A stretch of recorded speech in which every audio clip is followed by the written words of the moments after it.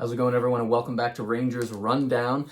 The season is over, so let's go over the last 12 games of the season. We'll do a little 12-game recap.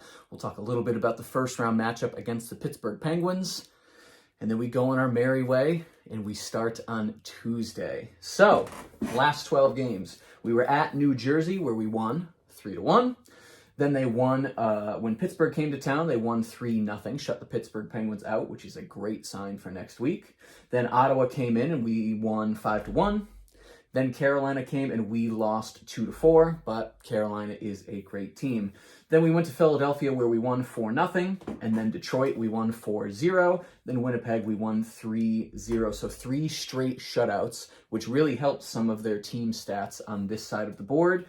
Then the Islanders, we went to the Islanders where we won 6-3. Then we went to Boston where we lost 1-3. And then Carolina came back to MSG. We lost 3-4. Then we played Montreal. We lost 3-4. And then we played Washington last night where we won 3-2. So over the last 12 games, the Rangers went 8-4-0.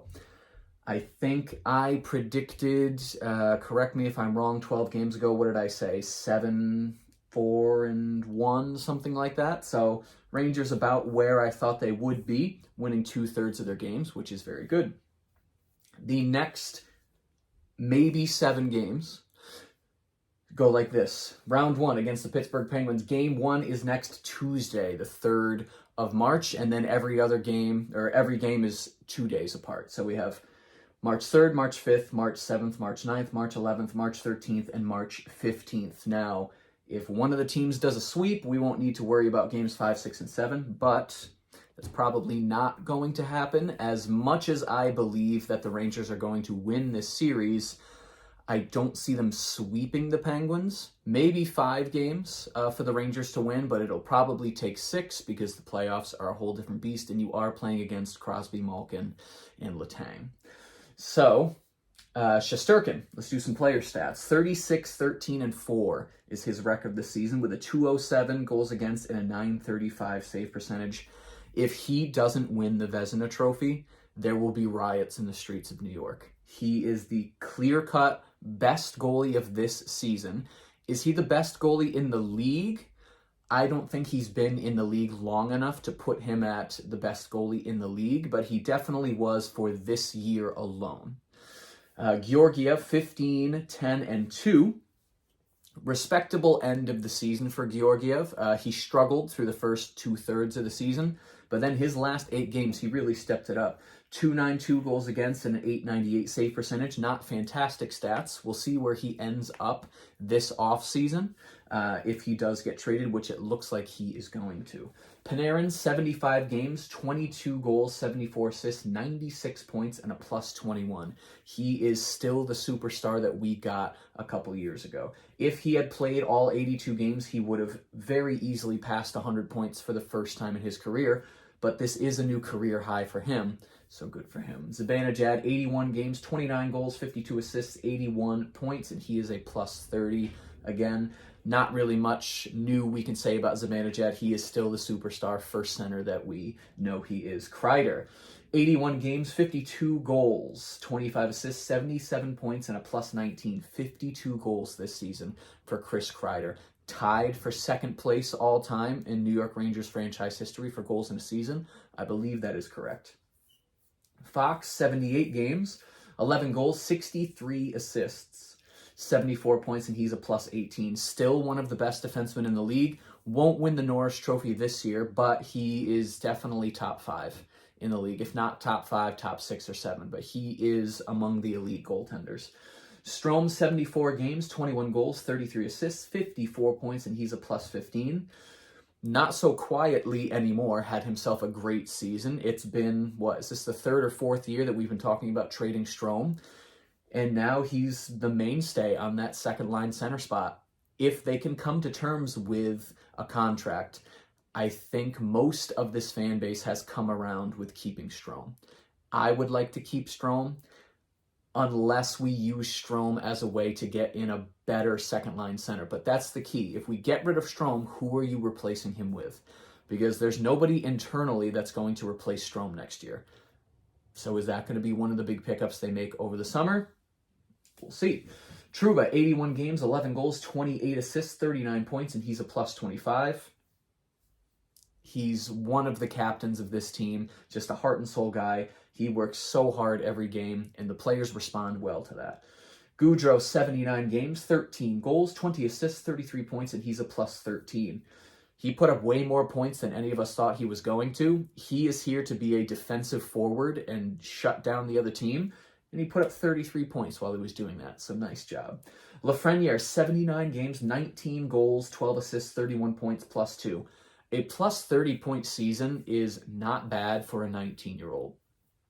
So the people who are saying Lafreniere's a bust, I really don't know what you're talking about. He almost got 20 goals this season, which any professional hockey player will tell you that's a good season when you score 20 goals. And he was almost there as a 19-year-old. Be patient. He's going to get there. Hedl, 67 games, 8 goals, 14 assists, 22 points, minus 1. I think Hedl will have one more season to prove that he is ready to be a part of this Rangers team long term. I think this season, he had injuries. He did struggle offensively.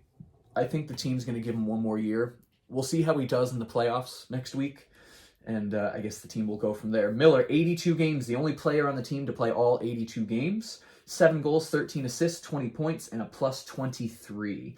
He is going to be a phenomenally productive defenseman when he finally matures, because he's still, 21, I think?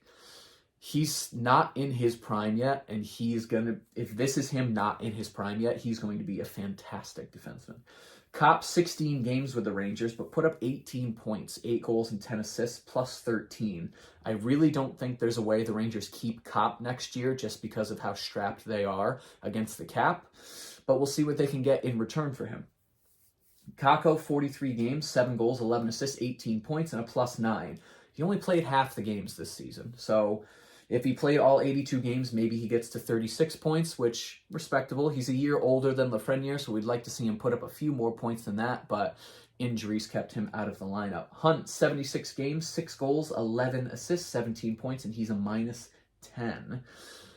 I'm not a huge Hunt fan. It was great to see him score last night against Washington. If he stays on the team, fine, as long as he's on the fourth line. If they end up trading him, I won't lose any sleep. He's just one of those kind of in-the-middle players for me. Lindgren, 78 games, 4 goals, 11 assists, 15 points, plus 18. I like Ryan Lindgren. I think this fan base overrates him slightly. So if they use him as one of the pieces to get somebody to replace Ryan Strome, yes, I would miss Ryan Lindgren, but I think this team has so many good defensive prospects, and Ryan Lindgren's game is one that is not difficult to replace. Like, it would be really hard to replace Fox. But Lindgren's game, he's a defenseman that doesn't put up too many points, and he's just super physical and defensively minded. That's not rare in the NHL, so I like Ryan Lindgren, but I'm not as attached to him as some of the other fans are.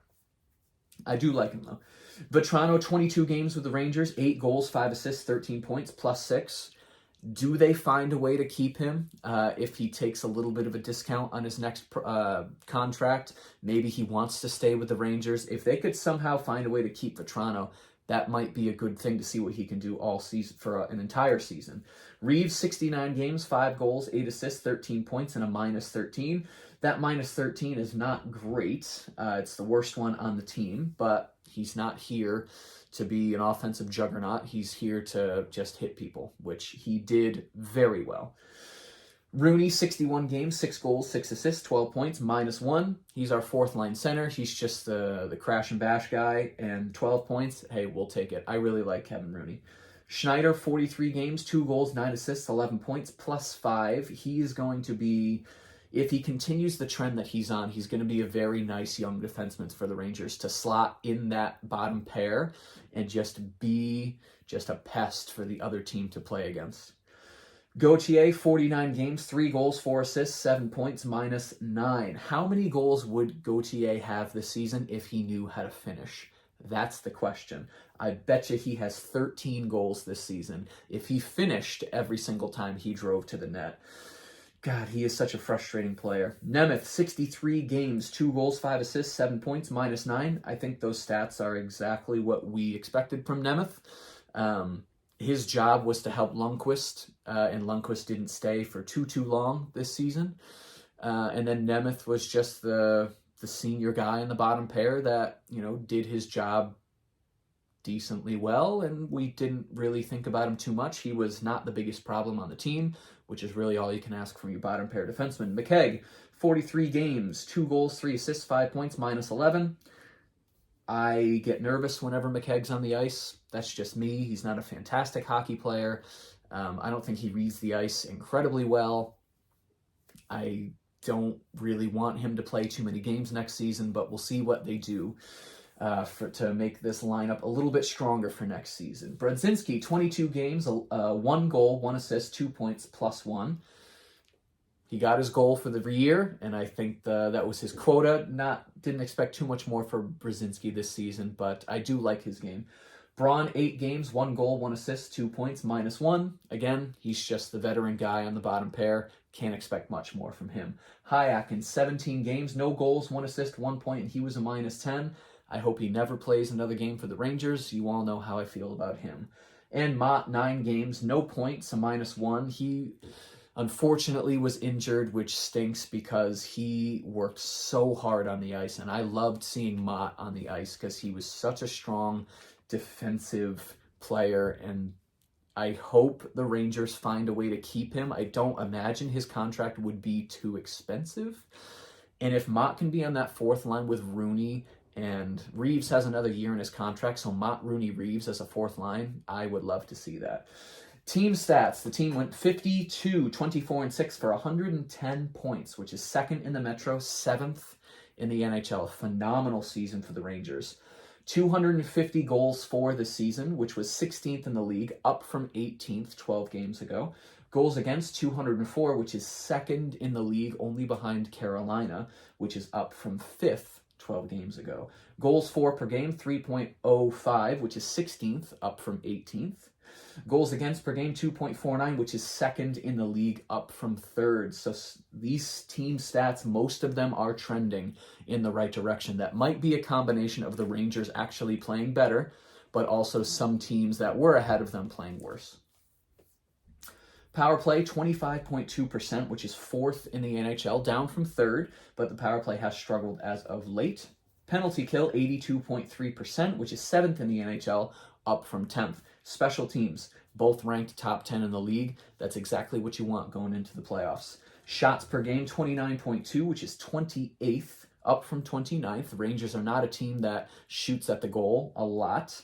Shots against per game, 30.8, which is 11th, up from 13th. So Rangers shoot on goal and get shot on goal almost about the same, about 2 shots different almost, which, you're towing the line with that. You would like to outshoot your opponent, but that's not really the Rangers game.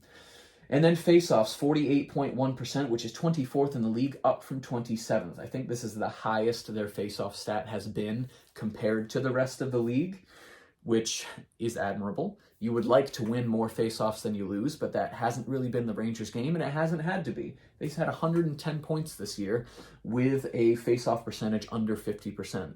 The Colorado Avalanche have a faceoff percentage well under 40%, and they are 2nd place in the entire league. So faceoffs are only important when they're important faceoffs, okay? And that's it. What a phenomenal season for the Rangers. And now we push forward and we start round 1 of the playoffs on Tuesday at home, Madison Square Garden, Game 1 against the Pittsburgh Penguins, a team the Rangers have had their number all season. They won 3 out of 4 meetings with the Penguins, shut them out once. I am very confident. I don't want to get too confident because it's the playoffs and underdogs win in the playoffs all the time. Shesterkin is going to have to be peak Shesterkin, and the Rangers are going to have to play their game. They're going to have to be defensive-minded, but also push the way that they do, and hope that the Penguins take a lot of penalties, because this Rangers power play could be the reason that they get through maybe the second round. I think special teams are going to be very important for the Rangers, and I'm looking forward to seeing what happens next week. If you enjoyed this video and you'd like to see more videos like it, be sure to hit the subscribe button. Thank you so much for watching, and I will see you in the next rundown.